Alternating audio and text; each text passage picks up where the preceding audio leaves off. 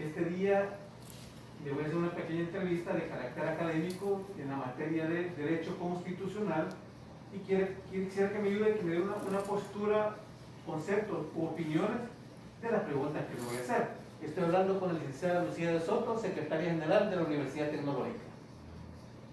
¿Me puede hablar un poco sobre la definición del poder constituyente y establecer sus características? Bueno, primero que nada, buenos días. Buenos días. Gracias por la oportunidad de compartir con ustedes estos conceptos de derecho.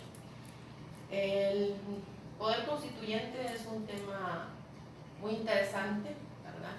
Estamos hablando de los orígenes de este y definitivamente hablar de cómo podríamos conceptualizar el poder constituyente es hablar del pueblo como tal, ¿verdad? Sí. Es hablar de esa capacidad que tiene el pueblo, de esa facultad que tiene el pueblo de poder establecer un sistema, ¿verdad?, que le permita regir de alguna manera lo que serían sus normas, ¿verdad? ¿A partir de qué? A partir de una constitución. Es decir, el poder constituyente es esa facultad, esa capacidad, esa potestad que tiene el pueblo de crear su propia constitución, ¿verdad? ¿Y qué características nos podría mencionar sobre el poder constituyente?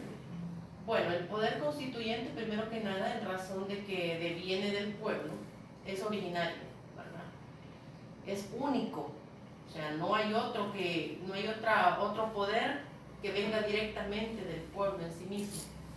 Es intransferible, ¿verdad? Es inalienable, extraordinario, ¿verdad? Pero por la misma situación de quién es el que lo crea, ¿verdad? Que es el pueblo mismo, ¿sí? También nos puede mencionar y explicar cuáles son las funciones del poder constituyente. Bueno, va a depender mucho de qué tipo de constitución sea, ¿verdad? Si es una constitución rígida. Pero para nuestro caso, para mí las funciones básicas del poder constituyente es precisamente el de legislar, el de regular, ¿verdad?, todas esas normas que puedan crear esa relación de convivencia entre los ciudadanos de un Estado. Y también tenemos, ¿me podría dar su postura ante la posibilidad de una reforma constitucional como se ha estado mencionando?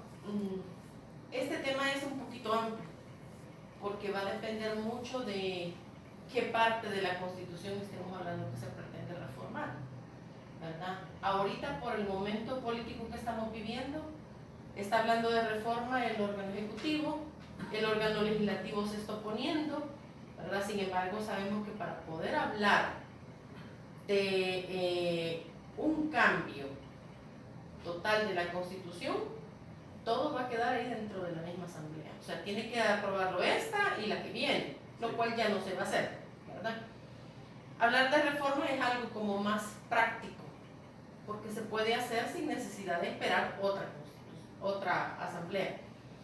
Pero para mí, académicamente, por las áreas en las que yo me desenvuelvo, yo sí estaría de acuerdo en reformas constitucionales. Reformas que tienen que ver no precisamente con los temas que está haciendo alusión ahorita el Ejecutivo, ni con lo que le interesaría al Legislativo, sino más bien con aquellas áreas de la Constitución que sí son de interés, ¿verdad? Porque una actualización, por ejemplo. Una actualización. Recordemos que las normas deben de estar conforme a las necesidades culturales de un pueblo, ¿verdad? Si bien es cierto, una Constitución debe de ser única, y se supone que cuando la creamos debería ser permanente, pero lastimosamente no es así. Las realidades sociales son distintas. O sea, mi realidad de este momento de mis hijos que tienen 10, 14 años no es la misma de 1983, ¿verdad? Sí. Entonces son situaciones muy distintas en las que yo creo que la Constitución sí necesita reformas, pero no reformas que vayan atendiendo a intereses políticos y propios de una institución de gobierno o de un órgano específico de Estado. Tengo otra pregunta bastante importante, interesante.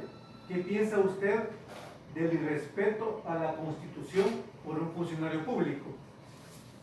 Eso es algo muy delicado, porque a partir del momento que ellos son juramentados en el ejercicio de sus funciones, ellos se comprometen frente al pueblo a cumplir y hacer cumplir la Constitución.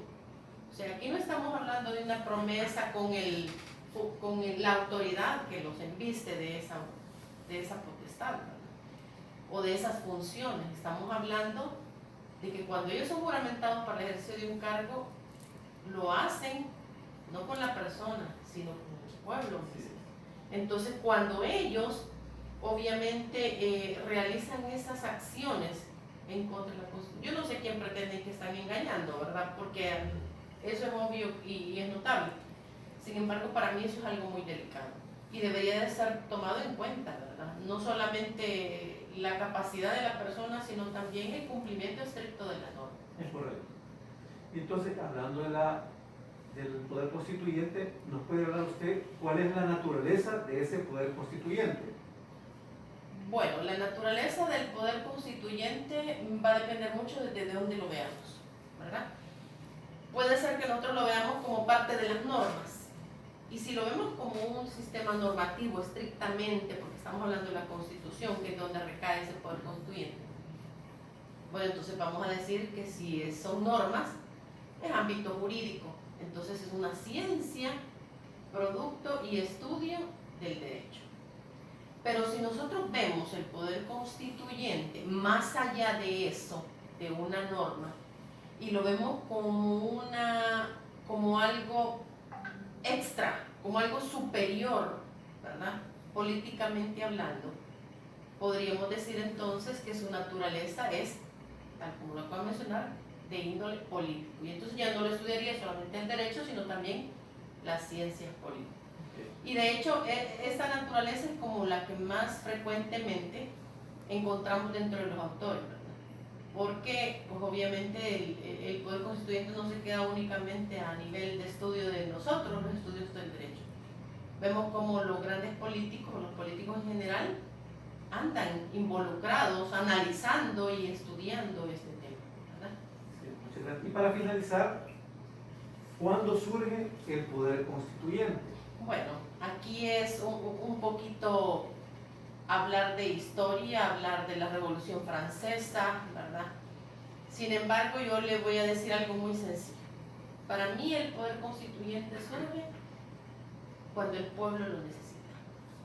Cuando existe esa necesidad de liberación, esa necesidad de poder establecer sus propias reglas, cuando existe ese deseo del pueblo de organizar efectivamente como corresponde, ¿verdad?, lo que sería su regulación jurídica a nivel de Estado. Entonces sí, surge allá con la Revolución Francesa, ¿verdad?, por los siglos XVI, perdón, 8, 18, 16, ¿verdad? No importa el siglo, pero yo más creo que es cuando realmente un pueblo necesita eso, ¿verdad? Entonces, ¿usted me podría afirmar que el 15 de octubre de 1979 fue el último golpe de Estado en cual hubo una reforma en este país y nace la Constitución de 1983? Quiere decir que en ese momento hubo una necesidad del pueblo. Exactamente. Ese es un ejemplo. Muy bien, excelente. Hoy Sí. Hoy estamos en el aniversario de eso. Sí, es cierto. Ah, mire qué bueno. Y efectivamente, o sea, cuando nace esa liberación, esa necesidad del pueblo mismo, ¿verdad?, de ser creador de su propia constitución. Entonces, por eso insisto, más allá de lo que la historia nos diga, la realidad social, que es lo que hace un momento estábamos hablando. O sea, el derecho es así, el derecho es cambiante, las normas son cambiantes. Y pues la Constitución también tiene que adecuarse, aunque no nos guste. Por eso hablamos de reformas, pero insisto, ¿verdad?, por lo que usted me preguntaba hace un momento, las reformas no deben de adecuarse a las necesidades particulares de un sujeto, sino a las necesidades sociales y culturales del pueblo, que es el que al final crea el poder constituyente. Muchas gracias, licenciada. A la orden, con gusto.